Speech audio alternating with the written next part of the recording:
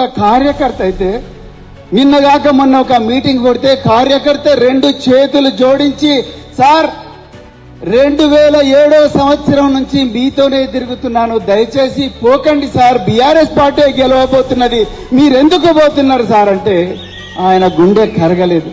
ఇవాళ ఎక్కడ పోయిండండి ఆయన? బీజేపీ అధ్యక్షుడు రామచంద్రరావు దగ్గరికి పోయిండు. ఇదేనా ఒక బీఆర్ఎస్ నాయకుడు చేయాల్సిన పని?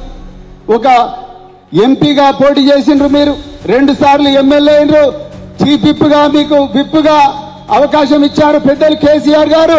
అదే విధంగా మీకు నాగర్ కర్నూలు జిల్లా అధ్యక్షులు గారు చేసిండ్రు.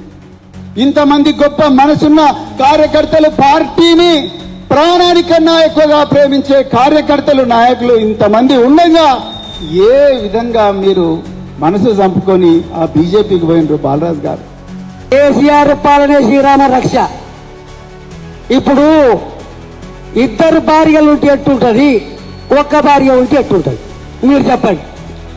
వాళ్ళకు 2 సంవత్సరాలు, ఢిల్లీలో 1, రాష్ట్రంలో 1. మనకేముంది? 1 సంవత్సరం.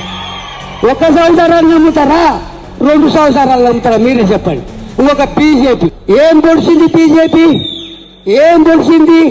ఏం తెల్లగా చేసిందో గా బండి సంజయ్ చెప్తే బాగుడు. కానీ ఒకటే ఆరోపణ, ఆయన ఒకటే నెల్లి అంటే డబ్బులు ఎక్కువ ఉండగానే ఒకరిని చంపొచ్చు, డబ్బులు ఒకరు ఉండగానే ఒక తన్నొచ్చు. అదేనా మీ రాజకీయం? బాగా అట్లా గెలిస్తే తెలుస్తుంది, ఈ ప్రజలకు రాస్తే తెలుస్తుంది. మీ అమ్మటి పోలీసులు ఎందుకు? మీరు రావచ్చు కదా. మీ అమ్మటి బందోబస్తు ఎందుకు? మీరు రావచ్చు కదా. ఒకటి ఎవరి మీద ఆరోపణలు చేయదలుచుకోలేదు. ఎందుకంటే తల్లి సన్నుషికి తల్లి రొమ్ము గుద్దిన వాళ్ళ గురించి మాట్లాడటం మనకి ఇంకా చాలా పెద్ద తక్కువ, అవసరం లేదు. గత 25 సంవత్సరాల నుండి కనీసం నీ ఎమ్మటి ఓవడు లేనాడు ఇదే చిట్లంగుంటలో ముగ్గుట్ల నేను ఒకరిని తెలంగాణ ఉద్యమం వల్ల. కానీ ఆయన ఎవడు కొడతాడో ఎవడు తిడతాడో తెలియని పరిస్థితి. రోడ్డు ఎమ్మటి పోతుంటే ఈయన గెలిపిస్తాడని పక్క నవ్విన వాళ్ళు ఇంతమందిని దాటేసుకొని కూడా కేసీఆర్ బాటలోనే నడిచినాం. అన్న బాలరాజు అన్న గారు కూడా చాలా మనం నమ్ముకున్నందుకు ఇంతమంది తయారు చేసినావు. అచ్చంపేట తాలూకాను కూడా కొంతవరకు మెరుగుపరిచినావు, అది ఎవరు కాదనలేరు.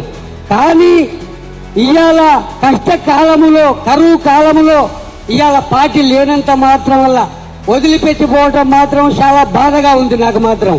ఎవరిని ఏమి నేను దూషించను, ఎవరిని ఏమి నేను విమర్శించను. కాకపోతే ఒకటి, నీ ఎమ్మటి నువ్వు పోగానే నీ ఎమ్మటి వస్తారనుకోవటం మాత్రం పొరపాటు.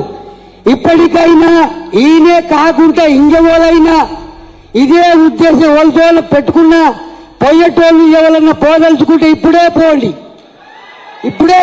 ఎవరు అవసరం లేదు. ఇక్కడ కార్యకర్త లేకుండా మీ తరము కాదు, కార్యకర్త లేకుంటే మీ వశము కాదు. మీరు ఏమో కూర్చున్నా కష్టపల్ల సందుల్లా గొంతుల్లా గుద్దుకునేది, తన్నుకునేది, అక్క నిడిచిపెట్టి అన్న నిడిచిపెట్టి బావబామర్లు నిడిచిపెట్టి అందరికీ ఎడవాసింది.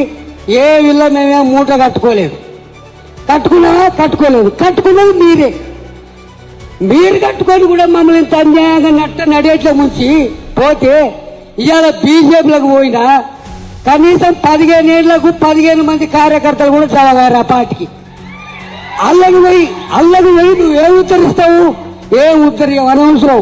నీ జీవితం ఖరాబు చేసుకున్నావు, అనవసరంగా నువ్వు ఆగమైనావు. అది కూడా నాకు చాలా బాధగా ఉంది. ఎందుకంటే నీతోని 25 ఏళ్ళు ఉన్నా కాబట్టి బాధనే పడుతున్నా. నిన్నైతే నేను విమర్శించతలుచుకోలేదు.